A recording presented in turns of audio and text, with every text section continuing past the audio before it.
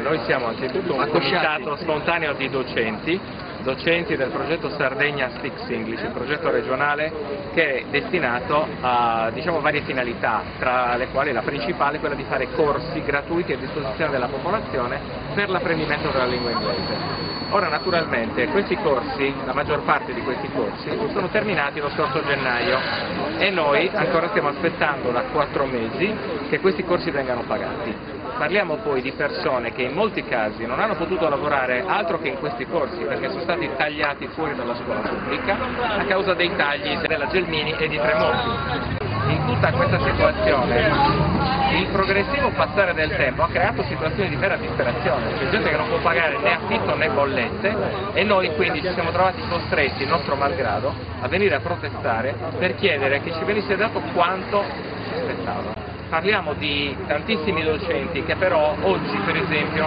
molti di loro non sono potuti venire perché si tratta di persone che devono recuperare anche una giornata di lavoro.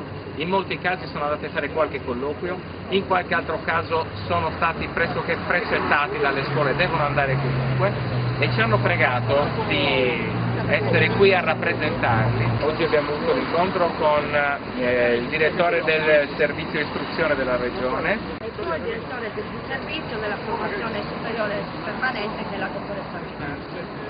Dobbiamo fare che abbiamo buone speranze. Le assegnazioni ora sono stati mandati in ragioneria, quando ritorneranno, cioè dalla ragioneria verranno poi inviate alle scuole. Quindi ci hanno prospettato un tempo entro fine giugno, danaro sarà. Probabilmente materialmente arriverà alle scuole. A me sembra inaccettabile il fatto di dover aspettare da gennaio a giugno. Noi ci chiediamo come facciamo ad andare avanti fino a giugno. Non è possibile che devono passare 6 mesi per avere il nostro denaro. E soprattutto, poi la scorsa estate abbiamo frequentato un corso di aggiornamento, visto che si dice che i docenti non vogliono aggiornarsi, non studiano, invece noi stiamo dimostrando che abbiamo voglia di studiare e di aggiornarci. L'abbiamo fatto e non abbiamo ancora avuto il rimborso dalla regione, quindi non è arrivato un centesimo per quanto riguarda questi corsi di aggiornamento.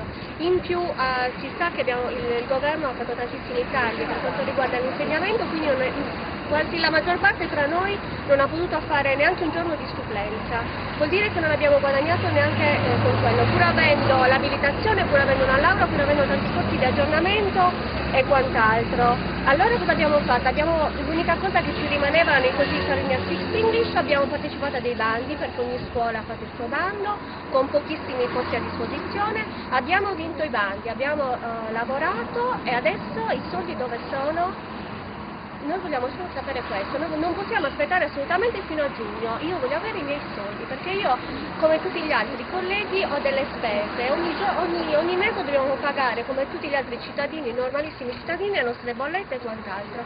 Perciò ci aspettiamo che la regione paghi immediatamente, non a giugno, è impossibile aspettare così tanto. Noi riteniamo che siano dei corsi molto importanti, questi di inglese, e speravamo che questo ottimo progetto potesse andare avanti, invece è stato tagliato anche questo, perciò noi non abbiamo più un futuro. Come insegnanti, pur avendo fatto tutto un percorso di formazione, ci ritroviamo completamente tagliati fuori dalla scuola.